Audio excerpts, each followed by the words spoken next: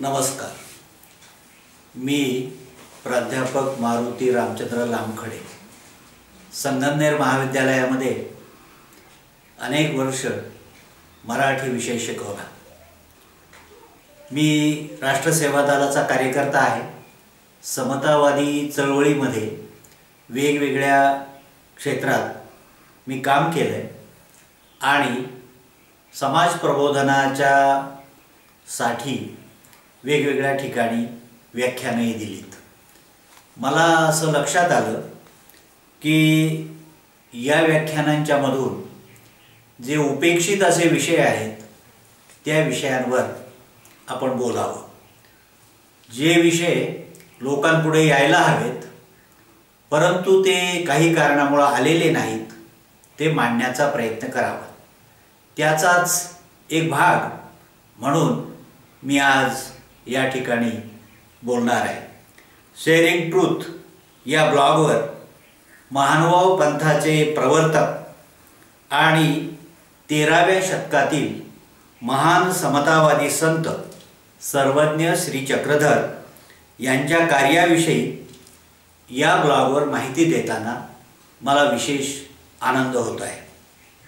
आज चक्रधरांच्या विषयी माहिती देताना त्यांचं जीवनचरित्र ज्या ग्रंथामध्ये सविस्तरपणाने आणि साधार आलेलं आहे अशा लीळाचरित्र या ग्रंथाविषयी प्रथम मी बोलणार आहे। लीळाचरित्र हा मराठी भाषेतला पहिला ग्रंथ आहे। माईम यांनी लीळाचरित्राचं लेखन केलं, संपादन केलं।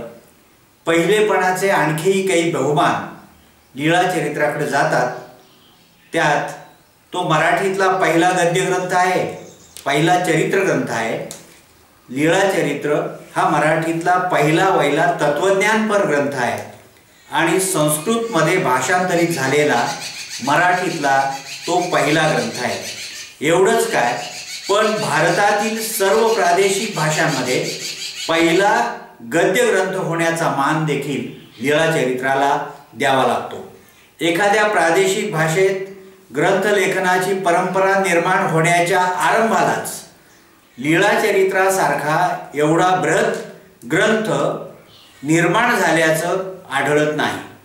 श्री चक्रधरांना प्रत्यक्ष अनुसरलेले त्यांचे शिष्य आणि त्या काळातील नामवंत विद्वान श्री माईम यांनी इसवी सन 1278 मध्ये लीळाचरित्र लिहून पूर्ण केला। यासाठी त्यांना महानुभाव पंथाचे प्रथमाचार्य नागदेव यांचं प्रोत्साहन आणि मार्गदर्शन लाभलं। नागदेवाचार्यांच्या चिकित्सक मार्गदर्शनामुळे लीळाचरित्रातील मजकुराला विश्वसनीयता प्राप्त झाली। माईम भटांनी गोळा करून आणलेल्या लीळा ते नागदेवाचार्यांपुढे म्हणजे भटोबासांपुढे वाचून दाखवीत। भटोबास त्या लीळांमध्ये सर्वज्ञांच्या तोंडी घातलेल्या प्रत्येक वाक्याची आणि शब्दाची छाननी करीत अनेकदा माईम भटांना सांगत, हे श्रीमुखीचे शब्द होती, हे नव्हे ती। मग माईम भट ते दुरुस्त करून घेत। काही लीळात वाक्यांची आणि प्रसंगाची विसंगती आढळे तेव्हा नागदेवाचार्यांबरोबर विचारविनिमय करून माईम भट प्रसंगाची सुसंगत मांडणी करीत। कारण श्रीमुखीचे शब्द आणि लीळा हे प्रत्यक्ष परमेश्वर असल्यामुळे ते मुळाबरोबर हुकूमच असले पाहिजे याची दक्षता या ग्रंथात घेतली गेल्यामुळे ग्रंथाला पावित्र्य, विश्वसनीयता आणि अचूकता प्राप्त झाली आहे। म्हणूनच लीळाचरित्राला महानुभाव पंथाच्या धर्मग्रंथाचा बहुमान लाभला आहे आणि पुढे निर्माण झालेल्या विपुल आणि समृद्ध महानुभाव वाङ्मयासाठी तो बीजग्रंथ झाला आहे। लीळाचरित्रावर आधारलेल्या महानुभावांच्या एकूण ग्रंथांची संख्या काही हजारांमध्ये आहे। यावरून लीळाचरित्राचं महत्त्व हे स्पष्ट होतं। ग्रंथलेखनाची परंपराच मराठीत निर्माण झालेली नव्हती अशा काळात लीळाचरित्राची निर्मिती झाली। रचनेचा, आविष्काराचा प्रकार म्हणजे घाट किंवा फॉर्म ग्रंथकाराला नवा घडवावा लागला। ग्रंथलेखनाची परंपरा असलेल्या संस्कृत वाङ्मयाचे माहीमभट जाणकार असले तरी त्या भाषेतील रचना प्रकार न स्वीकारता एक नवाच आविष्कार बंध माहीमभटांनी निर्माण केला. म्हणून लीळाचरित्र हा एक अपूर्व ग्रंथ ठरतो. लेखक तत्वज्ञ लेखकाला ज्ञात असलेले आविष्काराचे अन्य बंध न स्वीकारता एक नवीन आविष्कार बंध त्याने तयार केला. या लेखनकृतीतून चक्रधरांचे जीवन दर्शन त्यांच्या लीळांमधून घडवण्यात आले. त्यातून वाङ्मयाविष्काराचा एक नवाच घाट उदयाला आला. म्हणून तर या ग्रंथाला चरित्र म्हणावे की आत्मचरित्र, आठवणींचा संग्रह म्हणावे की इतिहास, असा प्रश्न वाचकांना पडतो. डॉक्टर भालचंद्र नेमाड्यांसारख्यांना तर लीळाचरित्र हे कादंबरीसारखे वाटते. औरंगाबाद येथे झालेल्या दलित साहित्य संमेलनात त्यांनी एक शोध निबंध सादर केला होता व त्यात मराठी कादंबरीला लीळाचरित्राची परंपरा मानता येईल असे विचार त्यांनी मांडले होते. थोडक्यात आशय, विषय, मांडणी, आकार, घाट या बाबतीत लीळाचरित्र हा एक अपूर्व असा ग्रंथ आहे. अशा या अभिनव रचनाबंधातून श्री चक्रधरांचे लीळा रूपी चरित्र इतके प्रभावीपणे उतरले आहे की त्याला समीक्षकांनी श्री चक्रधर स्वामींची वाङ्मयीन मूर्ती म्हणून गौरविलेले आहे. पंथाच्या अनुयायांना तर लीळाचरित्रातून श्री चक्रधर सगुण साकारलेले दिसतात. सर्वज्ञ श्री चक्रधर जसे होते तसे सर्वेंद्रियांनी अनुभवणे हे लीळाचरित्राचे उद्दिष्ट आहे आणि ते गाठणे ग्रंथकाराला आपल्या लेखनकृतीतून साध्य झालं आहे. म्हणून तर लीळाचरित्र हा महानुभाव पंथाचा पवित्र धर्मग्रंथ झाला आणि तो ज्या भाषेत लिहिला आहे ती धर्मभाषा झाली. श्री चक्रधर हे चालते बोलते देव. त्यांचा दुर्लभ सहवास ज्यांना लाभला त्यांनी आपल्या दैवी आठवणी अंतःकरणात जपून ठेवल्या. त्या आठवणी म्हणजे लीळा. माहीमभटांनी एकत्र आणून स्वामींचे लीळारूप चरित्र बांधले. स्वामींच्या हृदयधर्माचे यथातथ्य चित्रण हा लीळाचरित्राचा आत्मा आहे. स्वामींच्या नित्य विहरणातून भक्तमंडळींशी त्यांनी केलेल्या सहसंवादातून हा धर्म प्रकटत जातो. स्वामींच्या आचारातूनच त्यांच्या विचारांची प्रतीती येते. स्वामी प्रत्यक्ष धर्म जगले, त्यामुळे स्वामींचा धर्म जाणून घेणे म्हणजे त्यांच्या लीळांचं नित्य स्मरण करणं. या स्मरणातून धर्मरहस्य निरखणं, ते सदैव जागतं ठेवणं हे होय. लीळाचरित्र वाचताना आपण जणू चक्रधरांच्या सानिध्यात त्यांच्या भक्तजनांसमवेत विहार वार्तालाप करीत आहोत. प्रत्यक्ष सर्वज्ञांना पाहतो, ऐकतो आहोत असे सतत जाणवत राहते. स्मरण भक्तीतून लीळाचरित्राची निर्मिती झाली आहे. सर्वज्ञ श्री चक्रधरांशी संबंधित लीळांचे हे स्मरण आहे. स्मरणरूप ईश्वराचे हे स्मरण आहे. लीळांमधून व्यक्त झालेल्या आचार विचारांचे, पंथप्रवर्तकांच्या शिकवणुकीचे हे स्मरण आहे. असे स्मरण करण्याविषयी स्वामींनाच एकदा भटोबासांनी सांगितले होते. भटोबासांना ते म्हणाले होते, वानरेया येथवनी निरोपिले विचारशास्त्र अर्थज्ञान तयाचे श्रवण मनन निदिध्यसन करावे, तेही एक स्मरणची की गा. येथीची चरित्रे आठवी जेती, ऐकी जेती, उच्चारी जेती, तेही एक स्मरणची की गा. सर्वज्ञांच्या लीळांचे स्मरण करावे, त्यांच्या मूर्तीचे वर्णन गायन करावे, त्यांनी सांगितलेल्या विचारांचं चिंतन मनन करावं. ही स्मरणभक्ती एकूण सर्व मानव वाङ्मयाची प्रबळ प्रवृत्ती आहे.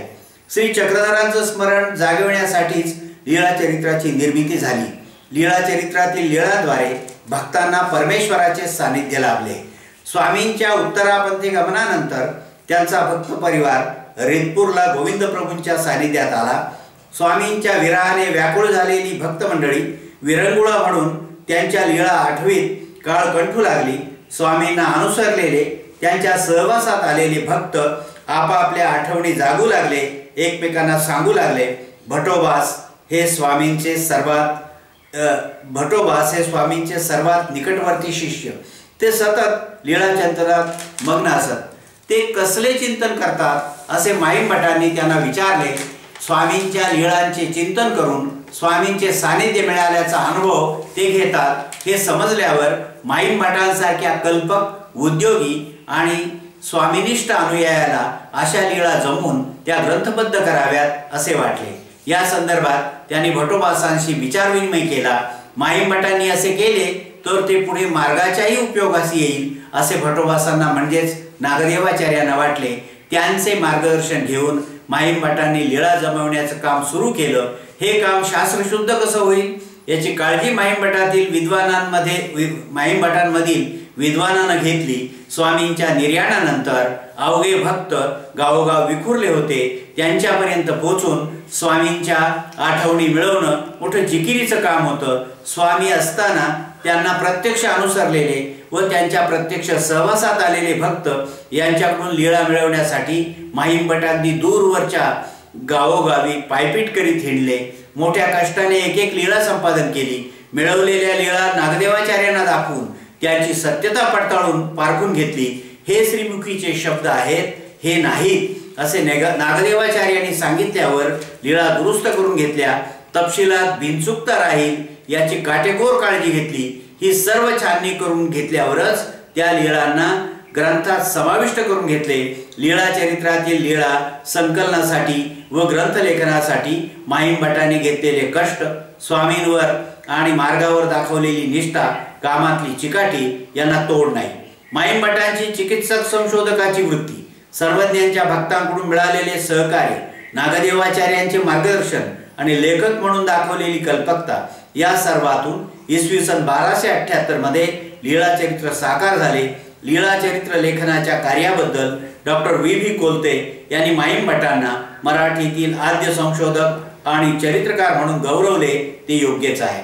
मराठीच्या ऐन प्रभात काळी लीळा चरित्रासारखा अनेक दृष्टीने महत्त्वपूर्ण असा बृहत ग्रंथ निर्माण होतो आणि तोही तत्कालीन लौकिक मराठी गद्यात ही आश्चर्यकारक घटना म्हणावी लागेल। त्या काळी ग्रंथलेखनासाठी संस्कृतला प्रतिष्ठा होती। लीळा चरित्राचे लेखक माहीम भट हे नामवंत संस्कृत विद्वान आणि व्युत्पन्न पंडित होते। तत्वज्ञान हा त्यांच्या अधिकाराचा प्रांत होता। तत्वज्ञान व धार्मिक विषयावरील ग्रंथलेखनाकरता संस्कृतला पर्याय नव्हता। अशा काळात मराठी सारख्या उदयोन्मुख लोकभाषेत ग्रंथलेखन करणे प्रतिष्ठितपणाचे नव्हते, आश्चर्याचेच होते, अवघडही होते। कारण मराठीला अद्याप ग्रंथलेखनाची परंपराच नव्हती। तत्वज्ञानासारखा गंभीर विषय पेलवण्यास मराठी समर्थही नव्हती। तरीही लीळा चरित्र हा ग्रंथ मराठीतूनच का निर्माण झाला? त्याचे एक उत्तर आहे श्री चक्रधरांची शिकवण आणि तिचे निष्ठेने पालन करणारा ग्रंथकार। आपल्या निरूपणासाठी श्री चक्रधरांनी मराठी भाषेचाच उपयोग केला। सर्वसामान्य बायाबापड्यांची नागडूक होऊ नये म्हणून त्यांनी लोकभाषेतूनच आपले विचार मांडले।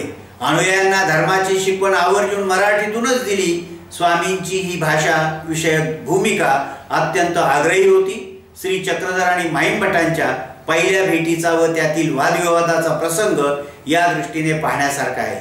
माहीम भटांनी स्वामींशी संस्कृतातून वाद घालायला सुरुवात केल्यावरही अनावर मराठी बोलून स्वामींनी त्यांना निरुत्तर केले।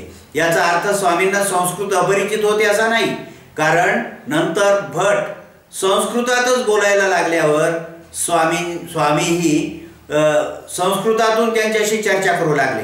पण ती संस्कृत अत्यंत प्रभावी आणि आर्ष स्वरूपाची होती की तशी माहीम भट पहिल्यांदाच ऐकत होते आणि अवाक होत होते। म्हणजे इतके अस्खलित संस्कृत येणारे स्वामी मराठीतूनच बोलण्याचा आग्रह धरतात तेव्हा त्यांची लोकभाषेविषयीची भूमिका किती प्रखर होती हे स्पष्ट होते। मराठीतून विचार प्रकटन करणे ही त्यांची जाणून बुजून केलेली कृती आहे। म्हणून लीळा चरित्र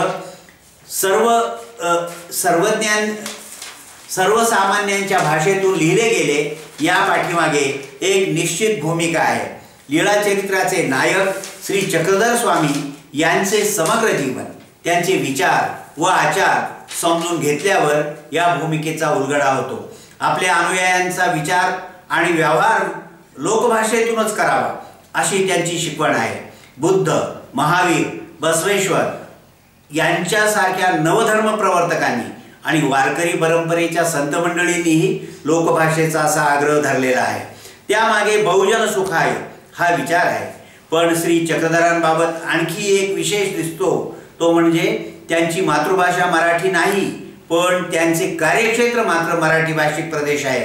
मराठी भाषिक समूहात वावरूनही ते जीवोद्धरणाचे कार्य करीत आहेत, त्यांच्यासाठी त्यांच्याच भाषेचा म्हणजे मराठीचा वापर ते करीत आहेत. त्यामुळे तनमनाने स्वामींना वाहून घेतलेल्या माहीम भटांसारख्या पंडिताने लीळाचरित्र मराठीत लिहावे हे ओघानेच येते. यात आश्चर्य वाटायचं कारण नाही. माहीम भटांना स्वामींच्या लीळा सांगणारे भक्त हे मराठीतच दैनंदिन व्यवहार करणारे होते, म्हणजे मराठी भाषिक होते. स्वामी जन्माने गुजराती असले तरी त्यांची कर्मभूमी महाराष्ट्र आहे. त्यांना महाराष्ट्र आणि मराठी भाषा यांच्याविषयी किती प्रेम होते हे त्यांनी आपल्या अनुयायांना दिलेल्या आदेश वजा सूत्रातून स्पष्ट होते. ते म्हणतात, महाराष्ट्रीय असावे म्हणून तर महानुभाव पंथाची धर्मभाषा मराठी झाली. स्वामींच्या मुळेच मराठीला देववाणीची प्रतिष्ठा प्राप्त झाली. स्वामींच्या अनुयायांनी मराठीत प्रचंड संख्येने वैविध्यपूर्ण ग्रंथरचना करून मराठी भाषा श्रीमंत केली. मराठी ग्रंथांचे मानवभावीय दालन हे मराठी वैभव वाढविणारे वाङ्मय धन आहे. श्री चक्रधर आणि महानुभाव ग्रंथकारांचे योगदान लक्षात घेऊनच डॉक्टर आह साळुंखे यांनी मराठी भाषा दिन साजरा करण्यासाठी महाराष्ट्र शासनाने श्री चक्रधरांचा अथवा माहीम भटांचा संदर्भ घ्यायला हवा होता असे म्हटले आहे व ते योग्यच आहे. अर्थात असे म्हणणे म्हणजे कुसुमाग्रजांचा अनादर करणे नव्हे, तर मराठी भाषेला सर्वात आधी प्रतिष्ठा मिळवून देणाऱ्या श्री चक्रधरांचा आणि अन्य महानुभावांचा उचित सन्मान करणे आणि नव्या पिढीला आपल्या पूर्व परंपरेचे स्मरण करून देणे होय. नाशिकमधल्या अद्यावत नाट्यगृहाला आपले नाव द्यायला नकार देऊन महाकवी कालिदासाचे नाव द्यायला लावणाऱ्या तात्यासाहेबांनी मराठी भाषा दिन श्री चक्रधर जयंतीला साजरा करावा असेच म्हटले असते. असो, मराठीवर मुद्रण संस्कार होण्या अगोदरचे बहुतेक मराठी वाङ्मय पद्य स्वरूप आहे. त्यामागे जी अनेक कारणे आहेत त्यापैकी लेखन सुकरता आणि पाठांतर सुलभता ही महत्त्वाची म्हणावी लागतील. त्यामुळे मराठी साहित्यात इंग्रजी अंमलापूर्वी गद्य लेखनाची परंपरा अत्यंत दुबळी राहिली आहे. महानुभावीय गद्य साहित्य उजेडात येण्यापूर्वी ही उणीव प्रकर्षाने गद्य जाणवायची. पण जेव्हा लीळाचरित्र आणि महानुभावीय मराठी वाङ्मय ज्ञात झाले तेव्हा हा समज दूर झाला. कारण 13व्या शतकापासूनच्या महानुभाव ग्रंथकारांनी अत्यंत समृद्ध आणि वैविध्यपूर्ण मराठी गद्य ग्रंथ लेखनाची परंपरा निर्माण करून ठेवली आहे. लीळाचरित्र हा या गद्य ग्रंथ लेखनाचा मुकुटमणी आहे. लीळाचरित्रातील गद्य हे लौकिक स्वरूपाचे आहे, कारण लिखित स्वरूपात व्यक्त होण्यासाठी मराठी अजून तयार होत होती. ग्रांथिक लेखनाची आणि ग्रंथभाषेची परंपरा अजून मराठीत निर्माण व्हायची होती. व्यवहार भाषेला घडवून साहित्य भाषा उभी राहणार होती. त्यामुळे मराठी प्रदेशात प्रचलित असलेल्या बोलीनेच लीळाचरित्रात ग्रंथरूप घेतले आहे. लीळा निवेदन करून सांगणाऱ्या भक्तांची भाषा बोलीच होती.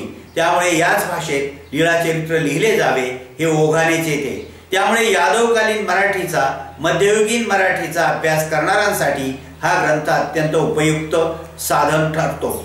लीळाचरित्र अनेक शतके सांकेतिक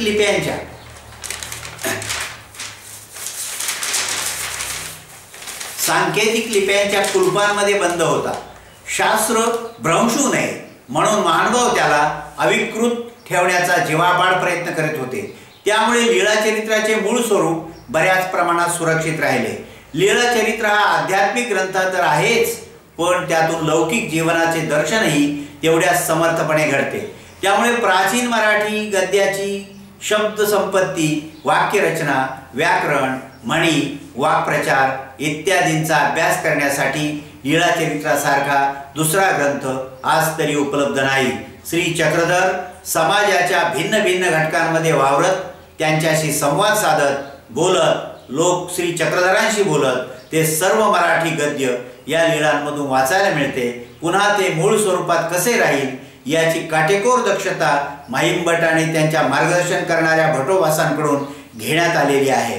श्री चक्रधर प्रयाण सप्तशताब्दीच्या प्रसंगाचे निमित्त साधून या महान ग्रंथाचे प्रकाशन महाराष्ट्र राज्य साहित्य आणि संस्कृती मंडळाच्या वतीने महाराष्ट्र शासनाने केले. हा बृहत ग्रंथ उत्तम स्वरूपात व स्वस्त किमतीत जनतेला उपलब्ध करून देण्याची भूमिका त्यामागे होती. लीळाचरित्राच्या या शासकीय आवृत्तीचे संपादन महानुभाव साहित्याचे गाढे संशोधक अभ्यासक डॉक्टर व्ही कोलते यांनी केले। या आवृत्तीला कोलते यांची विस्तृत आणि अभ्यासपूर्ण प्रस्तावना लाभली आहे। प्रस्तावनेत लीळा चरित्राचे महत्त्व सांगताना डॉक्टर कोलते लिहितात, केवळ गद्यग्रंथ म्हणून तो महत्त्वाचा नाही, तर साहित्याच्या दृष्टीनेही तो महत्त्वाचा आहे। स्मृती रूपाने हा चरित्रग्रंथ लिहिला गेला असल्यामुळे मराठी चरित्र वाङ्मयाच्या पाऊलखुणा त्यावरून पाहता येतात। मराठी कथा वाङ्मयाची बीजे शोधण्याच्या दृष्टीनेही त्याचा उपयोग आहे। श्री चक्रधरांनी सांगितलेल्या कावळियाचे घर शेणाचे, साळईचे घर मेणाचे या बालकथेपासून तो प्रौढांच्या अनेक कथा या ग्रंथात आहेत। त्या सुंदर रीतीने सांगितलेल्या आहेत।